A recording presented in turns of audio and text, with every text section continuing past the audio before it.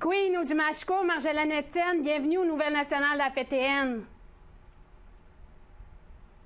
Oui, Suzanne. Comment vous sentez-vous au lendemain de vos élections? Je me sens bien. Je me sens bien aussi et confortable dans ce nouveau rôle de présidente pour représenter l'ensemble des femmes des Premières Nations. Donc, je suis sereine et puis je saisis très bien les tâches où les enjeux sont à venir pour moi aussi également. Puis, quels sont vos objectifs durant votre mandat? J'ai un objectif, j'en ai quand même plusieurs, mais je pense qu'il y a un mandat de 3 ans aussi. Et puis bon, il y en a un qui me tient à cœur et que j'ai lancé hier là, au cours de mon discours auprès des femmes qui étaient présentes à l'AGA, l'Assemblée générale des femmes autochtones du Québec.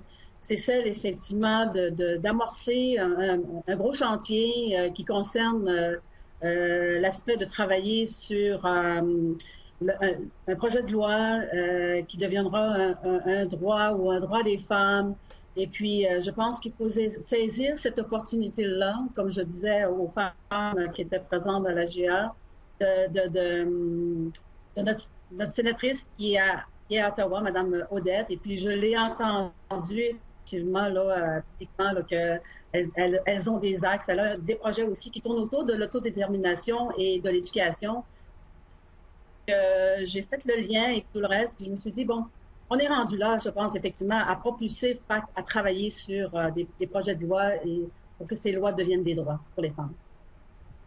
Puis, vous êtes directrice générale de la Société de communication Atikamekw et Montagnais et vous avez été récemment nommée comme présidente du fonds de contribution, excusez-moi, mais présidente du conseil d'administration du Fonds de contribution volontaire aux Nations unies pour les peuples autochtones.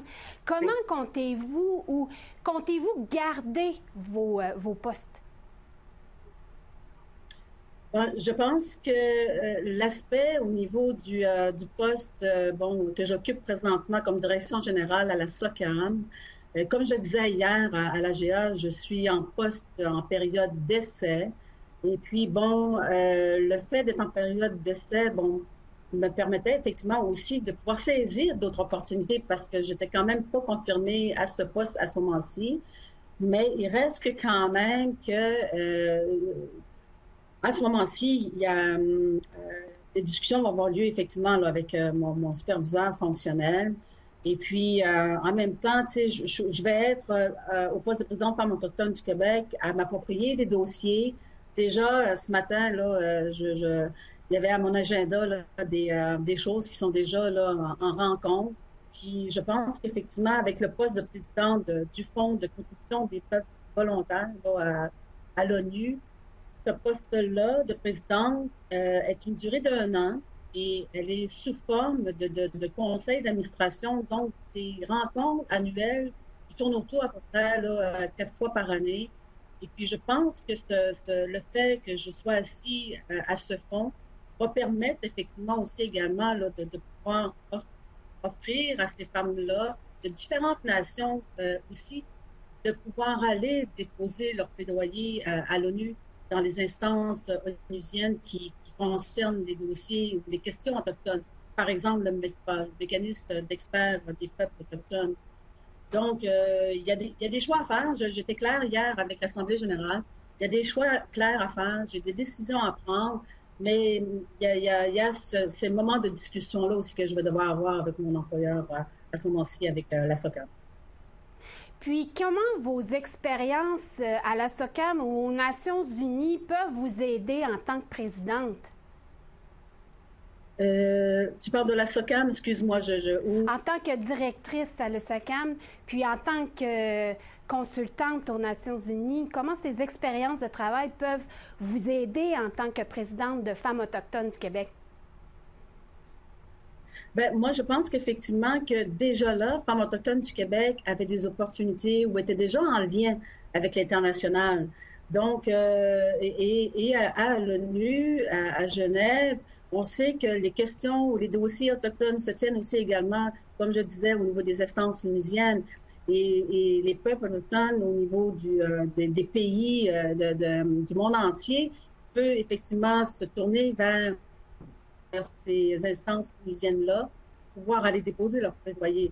Moi, je pense effectivement que le chemin qui était tracé déjà par mes prédécesseurs, le président, pour faire en sorte de se poursuivre aussi également. Je pense qu'il faut utiliser l'ensemble des tribunes qui nous permet de pouvoir faire valoir et défendre les droits, les droits. Puis je pense que ce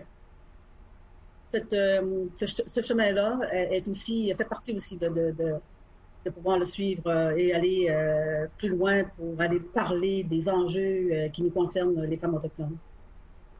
Puis, pour vous, quelles sont la prochaine étape? Ben, la prochaine étape, je dirais qu'à ce moment-ci, à ce jour-là, aujourd'hui, bon, c'est la période de médias aussi également pour pouvoir partager, bon, aussi tout l'honneur que j'ai reçu de ces femmes-là hier. Ça a été quand même, là, j'ai été aussi surprise, j'ai été aussi, bon, honorée aussi que des femmes aînées ont bien voulu aussi m'encercler autour. Je pense qu'il y a une photo sur Facebook qui circule. Puis ça, d'être entourée de ces femmes-là, je me sens tellement aussi en appui, aussi également pour pouvoir faire en sorte de pouvoir faire avancer les dossiers des femmes et dans la perspective de pouvoir répondre à la mission de FAC. Tsinishkemeden, Marjolaine Étienne. Merci, Tsinishkemeden. Yamé. Yamé.